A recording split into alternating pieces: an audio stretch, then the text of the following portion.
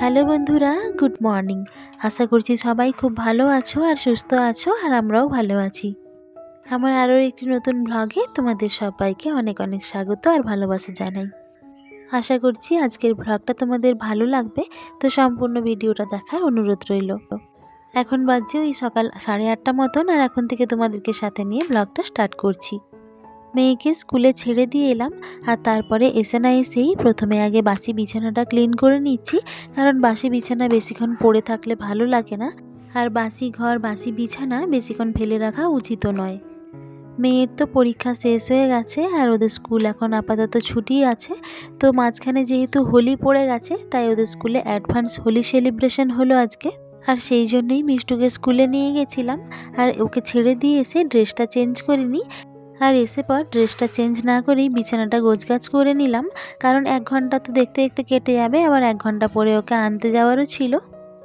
আর ইতিমধ্যেই আমি মিষ্টুকে স্কুল থেকে নিয়ে চলেও এসেছি, কারণ 7:50 থেকে 9:20 পর্যন্ত ওদের স্কুল ছিল।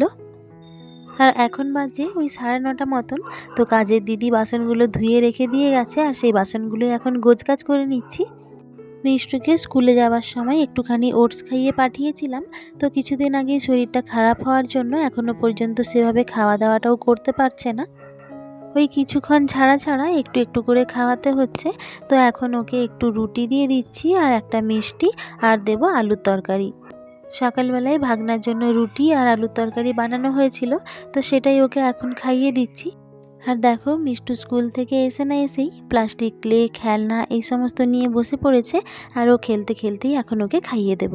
ওকে খাইয়ে দেবার পর অনেকটা নিশ্চিন্ত, এবার সংসারের বাকি কাজগুলোতেও হাত লাগাতে পারবো।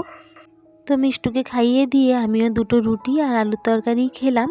তো টিফিনটা সেরে নিয়ে এবার সোজা লেগে পড়েছি সংসারের কাজে।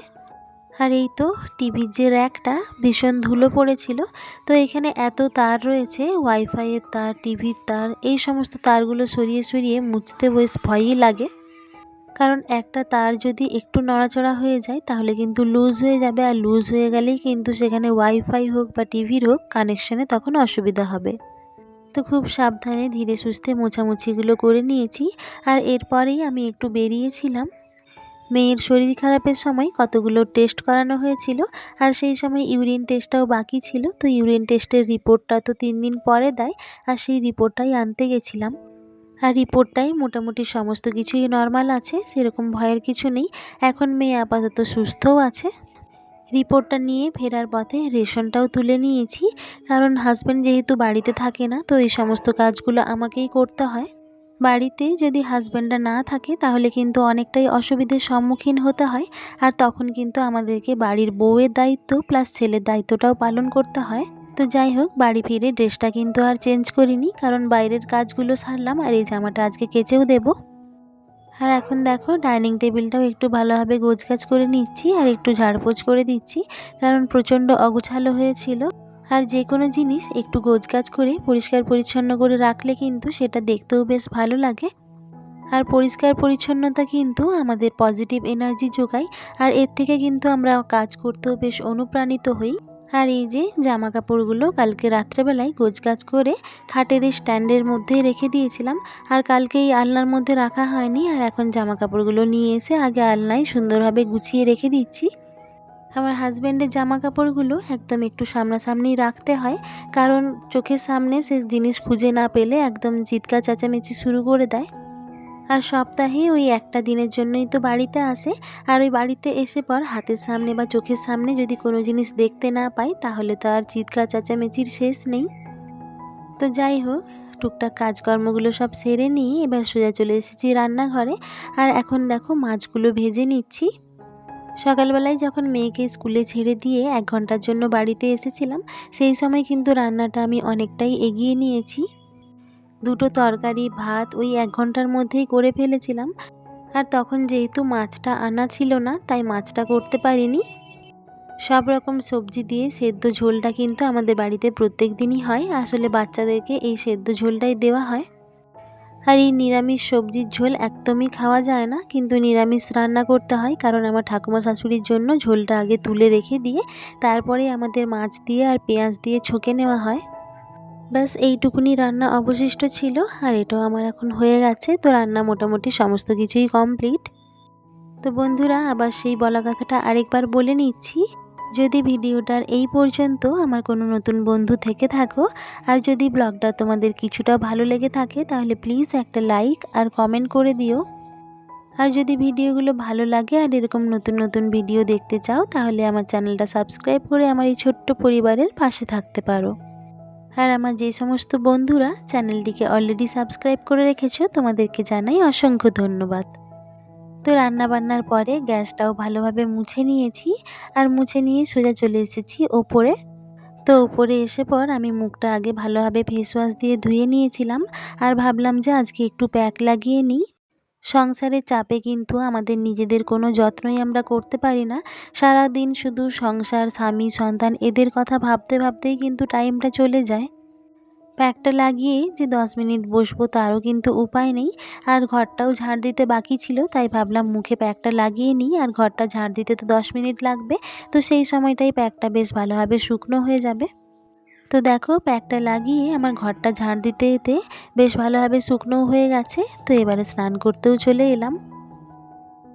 স্নান খাওয়া সেরে নিয়ে আর দুপুরবেলা আধ ঘন্টা মতন একটু শুয়েছিলাম, আর একটু রেস্ট না নিলে বেশ অস্বস্তি লাগে।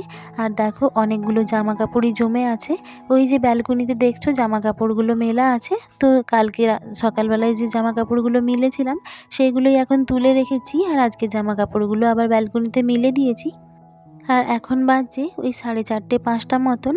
তো এখন জামা কাপড়গুলো আমি ভালোভাবে গোছগাছ করে রেখে দিচ্ছি। আর কতগুলো জামা কাপড় আছে এই চেয়ারের ওপরে, এইগুলো কিন্তু আয়রন করতে হবে। তো মেয়ের যেহেতু স্কুল এখন ছুটি পড়ে গেছে, আবার নতুন সেশন এপ্রিল থেকে শুরু হবে। তো ওই এপ্রিল মাসেই স্কুল খুলবে, তাই ভাবলাম স্কুলের ড্রেসগুলো একদম কাচা ধোয়া করে আয়রন করে গুছিয়ে রেখে দিই। কারণ এই 1 মাস ধরে সেই তো বাইরে ধুলো খাবে আর এদিক ওদিক গড়াগড়ি যাবে, তাই গুছিয়ে একদম আলমারিতে রেখে দেব। আর ওর পাপারও অনেকগুলো জামা কাপড় ছিল, যেগুলো অনেক দিন ধরেই ভাবছিলাম যে আয়রন করে দেব করে, কিন্তু সেগুলো আর সময়ের অভাবে আয়রন করা হয়নি। তাই আজকে দুপুরবেলাটা অনেকটাই সময় পেয়েছিলাম, তো ভাবলাম জামা কাপড়গুলো আয়রন করেই ফেলি।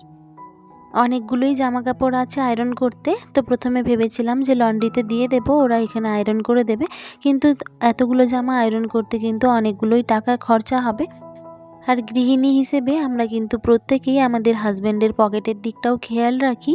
ছোটবেলা থেকে একটা কথা শুনেছি মায়ের কাছ থেকে, যে বিন্দু বিন্দু করেই সিন্ধু হয়।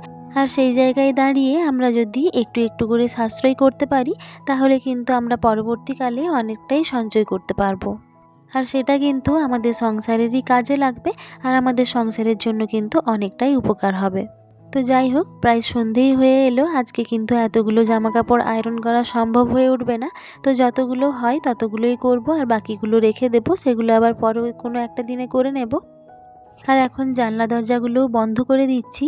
এই সময়টাতে জানলা দরজাগুলো বন্ধ না করে দিলে কিন্তু মশা একদম পুরো ছেয়ে যাবে, আর সন্ধেবেলায় তখন রুমে একদমই বসা যাবে না। বেশ গরম গরমও পড়ে গেছে। তো সন্ধেবেলায় যখন মেয়েকে পড়তে বসাবো তখন রুমটা বেশ ভ্যাপসানি গরম হয়ে যায়, আর তখন কিন্তু জানলা দরজাগুলো আবার খুলে দেব। তো চলো এবারে নিচে যাই, নিচে গিয়ে সন্ধে দেখাবো, আর সাথে রান্না বান্নাও তো আছে।